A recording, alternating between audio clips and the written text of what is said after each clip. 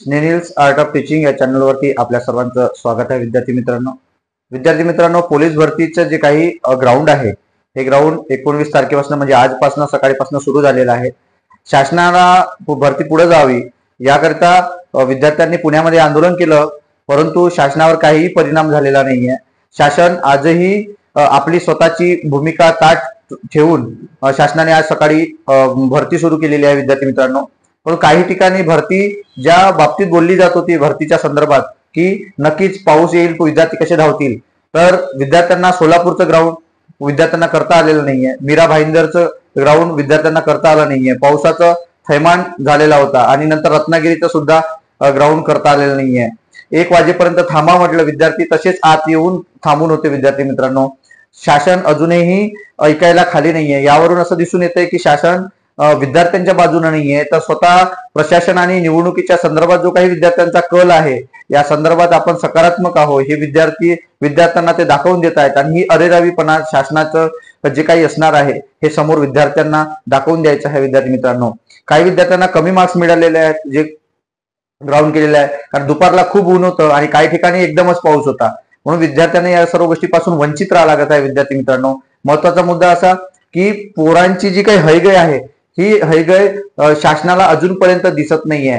तर आज जे काही मुख्यमंत्री आहेत आणि 2 उपमुख्यमंत्री आहेत आपले, या सर्वांनी बैठक बोलवली होती. अजूनपर्यंतही निर्णय आलेला नाहीये. निर्णय सकारात्मक येणार आहे की नकारात्मक अजूनपर्यंतही आपण त्याच्या बाबतीत साशंक आहोत. विद्यार्थी मित्रांनो, आता किती वाजेपर्यंत तो निर्णय येईल, सायंकाळी 6 पर्यंत येणार आहे की 5 वाजेपर्यंत येणार आहे की रात्री 7 पर्यंत येणार आहे, अजूनपर्यंत येणार नाहीये.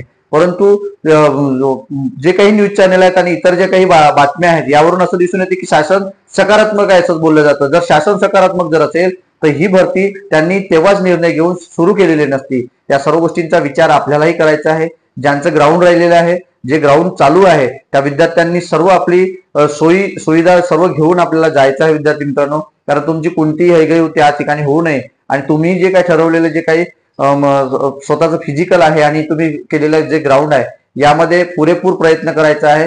कारण अभी नाही तो कभी नाही हा विचार डोक्यात घेऊन आपल्याला याच भरतीला समोर जायचं. विद्यार्थी मित्रांनो, जो निर्णय शासनाचा येणार आहे तो येईल, परंतु आपण जर आपली जर भरती आली असेल तर भरतीला जाऊ नका अशातला भाग नाहीये. तुम्ही नक्कीच जा आणि भरतीला हजर व्हा. विद्यार्थी मित्रांनो, नंतर शासन काय करेल याची काही शाश्वती नाही. अजूनपर्यंत विद्यार्थ्यांच्या बाजूने शासन काहीच करत नाहीये हे आपल्याला या ठिकाणी दिसत आहे. याकरिता हा मी व्हिडिओ बनवलेला होता. विद्यार्थी मित्रांनो, म्हणून शासनाच्या जे काही विद्यार्थ्यांच्या भविष्याच्या बाबतीतलं जे काही दिशा होती आणि विचार होता सकारात्मक की भरती खरंच वयवाढ होणार का, एसीबीसीचा विद्यार्थ्यांना फॉर्म भरता येणार का आणि भरती पुढे ढकलली जाणार का, हा आजही निर्णय अजूनपर्यंत आला नाही. म्हणजे तो अंधारात आहे. विद्यार्थी मित्रांनो, याकरिता हा मी व्हिडिओ बनवला होता. आपण माझ्या व्हिडिओला पहिल्यांदा बघत असाल तर माझ्या चॅनलला सबस्क्राईब करा आणि जेणेकरून येणारे जे काही नवीन व्हिडिओ आहेत किंवा शिक्षणासंदर्भातील माहिती हे आपल्याला कायमस्वरूपी मिळत जाईल. विद्यार्थी मित्रांनो, धन्यवाद.